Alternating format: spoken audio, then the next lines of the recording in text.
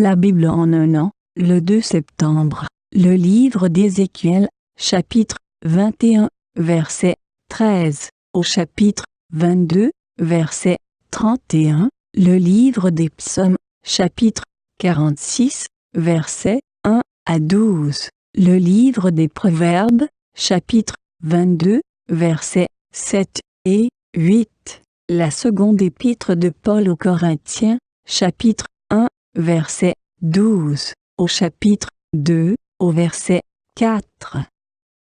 Le livre d'Ézéchiel, chapitre 21. La parole de l'Éternel m'a été adressée.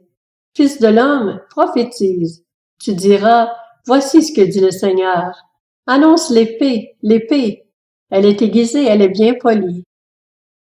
C'est pour massacrer qu'elle est aiguisée, c'est pour étinceler qu'elle est polie. Comment pourrions-nous nous réjouir du sceptre de mon fils? L'épée méprise tout ce qui est en bois. On l'a donnée à polir pour qu'elle soit prête à l'emploi.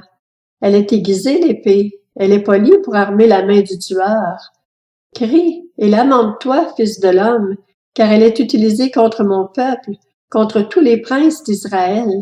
Ils sont livrés à l'épée avec mon peuple. Frappe-toi donc la cuisse.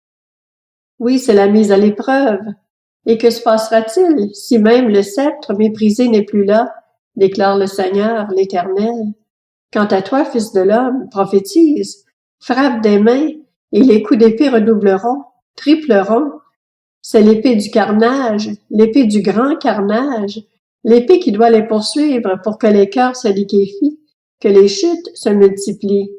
À toutes leurs portes, je les menace de l'épée. Ah, elle est faite pour étinceler, elle est aiguisée pour massacrer. Rassemble tes forces, tourne-toi à droite, replace-toi, tourne-toi à gauche, fais face de tous les côtés. Moi aussi je frapperai des mains et j'assouvirai ma fureur. C'est moi l'Éternel qui ai parlé. La parole de l'Éternel m'a été adressée. Et toi, fils de l'homme, trace deux chemins que pour emprunter l'épée du roi de Babylone. Tous les deux doivent sortir du même pays. Au début des chemins, place un panneau qui signale la ville où ils conduisent. Tu traceras l'un des chemins pour que l'épée arrive à Rabba, la capitale des Ammonites, et l'autre pour qu'elle arrive en Juda, à Jérusalem, la ville fortifiée. En effet, le roi de Babylone se tient au carrefour, au début des deux chemins, pour faire des prédictions. Il secoue les flèches, il interroge le téraphim, il examine le foie. Dans sa main droite se trouve le sort qui désigne Jérusalem. On devra y placer des machines de guerre, commander la tuerie et pousser des cris de guerre. On positionnera des machines de guerre contre les portes, on mettra en place des remblais, on construira des retranchements. Ils ne voient là que de fausses prédictions, eux qui se sont engagés par serment. Mais lui se souvient de leurs fautes, de sorte qu'ils seront capturés. C'est pourquoi voici ce que dit le Seigneur l'Éternel. Puisque vous avez fait en sorte qu'on se souvienne de votre faute, en dévoilant vos transgressions, en faisant apparaître vos péchés dans tous vos agissements, puisqu'on n'a pas pu vous oublier, il vous capturera. Quant à toi, méchant et sacrilège, prince d'Israël, ton heure arrive au moment où la faute est à son comble. Voici ce que dit le Seigneur l'Éternel. La tiare sera retirée, le diadème sera enlevé, tout va changer. Ce qui est bas sera élevé, et ce qui est haut sera abaissé. J'en ferai une ruine, une terrible ruine. Il n'y en aura plus de pareil jusqu'à la venue de celui à qui appartient le jugement, celui à qui je l'aurai remis. Quant à toi, fils de l'homme, prophétise, tu annonceras, voici ce que dit le Seigneur l'Éternel au sujet des Ammonites et de leurs insultes. Tu annonceras l'épée, l'épée. Elle est tirée pour massacrer, elle est polie pour dévorer, pour étinceler. Malgré tes fausses visions et tes prédictions mensongères, l'épée te fera tomber parmi les cadavres des méchants, ceux dont l'heure arrive au moment où la faute est à son comble. Remets ton épée dans son fourreau. Je te jugerai là où tu as été créé, dans ton pays d'origine. Je déverserai mon indignation sur toi, je soufflerai contre toi avec le feu de ma fureur, et je te livrerai à des hommes brutaux, spécialistes de la destruction. Tu ne serviras qu'à nourrir le feu. Ton sang coulera au milieu du pays. On ne se souviendra plus de toi. En effet, moi, l'Éternel, j'ai parlé. Le livre d'Ézéchiel, chapitre 22. La parole de l'Éternel m'a été adressée. Et toi, fils de l'homme, vas-tu la juger? Vas-tu juger la ville sanguinaire? Fais-lui connaître toutes ses pratiques abominables. Tu annonceras, voici ce que dit le Seigneur l'Éternel. Voilà une ville qui verse le sang au milieu d'elle, de sorte que son heure est arrivée, et qui s'est fabriqué des idoles, se rendant ainsi impure. Tu es coupable à cause du sang que tu as versé, et tu t'es rendu impur par les idoles que tu as fabriquées. Tu as ainsi raccourci tes jours, et tu es parvenu au terme de tes années. C'est pourquoi je fais de toi un objet d'insulte pour les nations, et de moquerie pour tous les pays. Aussi bien ceux qui sont près que ceux qui sont loin se moqueront de toi.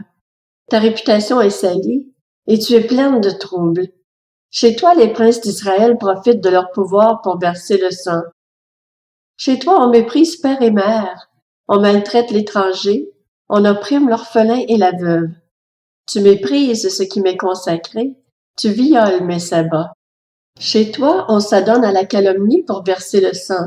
Chez toi, on mange sur les montagnes, on commet des actes scandaleux au milieu de toi. Chez toi, on dévoile la nudité d'un père. Chez toi, on humilie une femme impure à cause de ses règles. Chez toi, chacun se livre à des pratiques abominables avec la femme de son prochain. L'un rend sa belle-fille impure par un acte scandaleux, l'autre viole sa sœur, la fille de son père. Chez toi, on accepte des pots de vin pour verser le sang. Tu exiges un intérêt, tu cherches à faire du profit, tu dépouilles ton prochain, tu l'exploites, et moi, tu m'oublies, déclare le Seigneur, l'Éternel.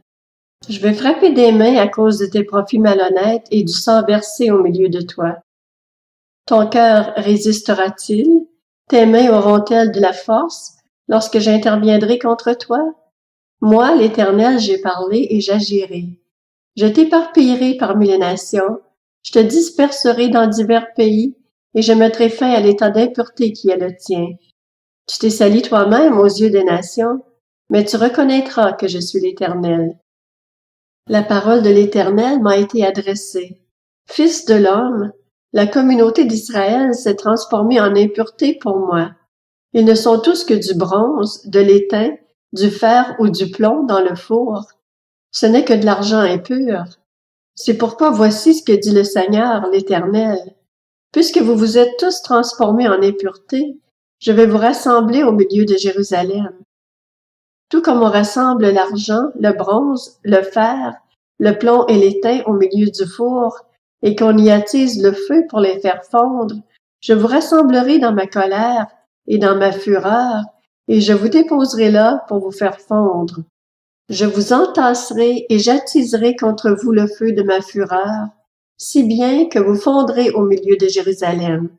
Vous fondrez au milieu d'elle, tout comme l'argent fond dans le four. Vous reconnaîtrez alors que c'est moi, l'Éternel, qui ai déversé ma colère sur vous. La parole de l'Éternel m'a été adressée. Fils de l'homme, dis à Jérusalem, tu es une terre non purifiée, non trempée par la pluie un jour de colère. Ces prophètes conspirent au milieu d'elle. Pareils à des lions rugissants qui déchirent leur proie, ils dévorent des vies. Ils s'emparent de richesses et de biens précieux. Ils multiplient les veuves au milieu d'elles. Ces prêtres font violence à ma loi et profanent ce qui m'est consacré. Ils ne distinguent pas ce qui est saint de ce qui est profane. Ils ne font pas connaître la différence entre ce qui est impur et ce qui est pur. Ils ferment les yeux sur mes sabbats et je suis déshonoré au milieu d'eux. Ces chefs sont, à l'intérieur d'elles, pareils à des loups qui déchirent leur proie.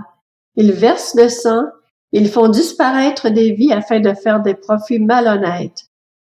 Ces prophètes recouvrent tout cela de crépi par leurs fausses visions et leurs prédictions mensongères. Ils affirment, voici ce que dit le Seigneur, l'Éternel, alors que l'Éternel n'a pas parlé. Quant à la population du pays, elle pratique l'exploitation, elle commet des extorsions, Elle opprime le malheureux et le pauvre. Elle exploite l'étranger au mépris de toute justice.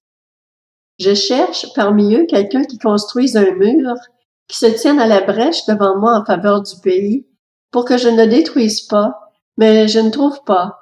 Je déverserai mon indignation sur eux, je les achèverai par le feu de ma fureur. Je ferai retomber leur conduite sur leur tête, déclare le Seigneur, l'Éternel. Le livre des Psaumes, chapitre 46. Au chef de chœur, des descendants de Corée, pour sopranos, chant. Dieu est pour nous un refuge et un appui, un secours toujours présent dans la détresse. C'est pourquoi nous sommes sans crainte quand la terre est bouleversée, quand les montagnes sont ébranlées au cœur des mers et que les flots de la mer mugissent, écument, se soulèvent jusqu'à faire trembler les montagnes. Les bras d'un fleuve réjouissent la ville de Dieu, le sanctuaire des demeures du Très-Haut.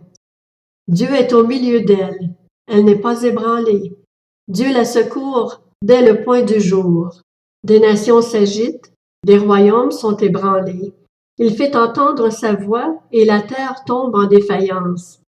L'Éternel, le Maître de l'univers, est avec nous. Le Dieu de Jacob est une forteresse pour nous. Venez contempler ce que l'Éternel a fait, les actes dévastateurs qu'il a accomplis sur la terre. C'est lui qui a fait cesser les combats jusqu'aux extrémités de la terre. Il a brisé l'arc et rompu la lance. Il a détruit par le feu les chars de guerre. Arrêtez et sachez que je suis Dieu. Je domine sur les nations, je domine sur la terre. L'Éternel, le Maître de l'univers, est avec nous. Le Dieu de Jacob est pour nous une forteresse. Livre des Proverbes, chapitre 22. Le riche domine sur les pauvres, et celui qui emprunte est l'esclave de celui qui prête.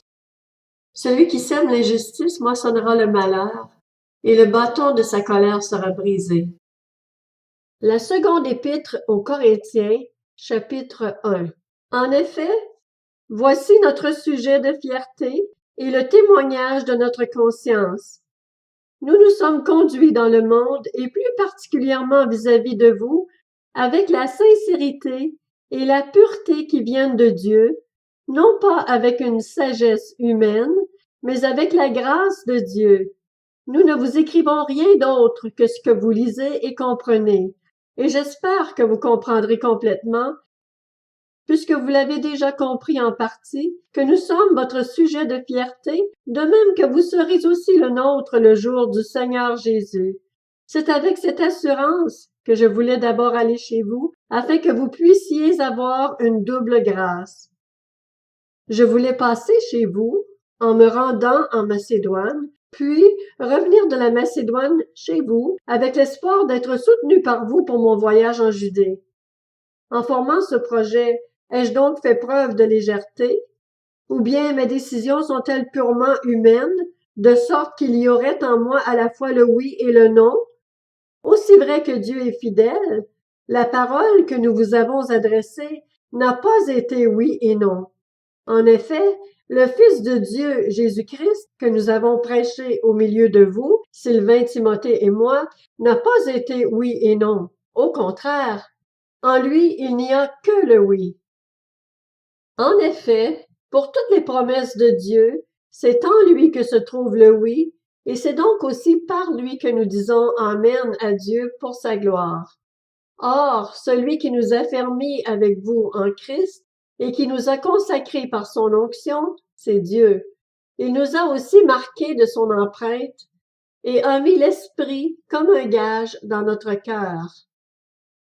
Quant à moi, j'en prends Dieu à témoin sur ma vie, c'est pour vous ménager que je ne suis pas revenu à Corinthe. Ce n'est pas que nous voulions dominer sur votre foi, mais plutôt que nous contribuons à votre joie, car vous êtes fermes dans la foi.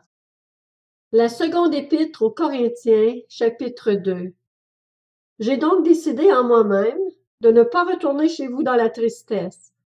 En effet, si je vous attriste, qui peut me réjouir sinon celui que j'ai attristé? J'ai écrit comme je l'ai fait pour ne pas être attristé à mon arrivée par ceux qui devaient me donner de la joie. Car en ce qui vous concerne, je suis convaincu que ma joie est aussi la vôtre à vous tous. C'est dans une grande souffrance, le cœur angoissé et avec beaucoup de larmes, que je vous ai écrit, non pas afin de vous attrister, mais afin que vous sachiez quel amour débordant j'ai pour vous.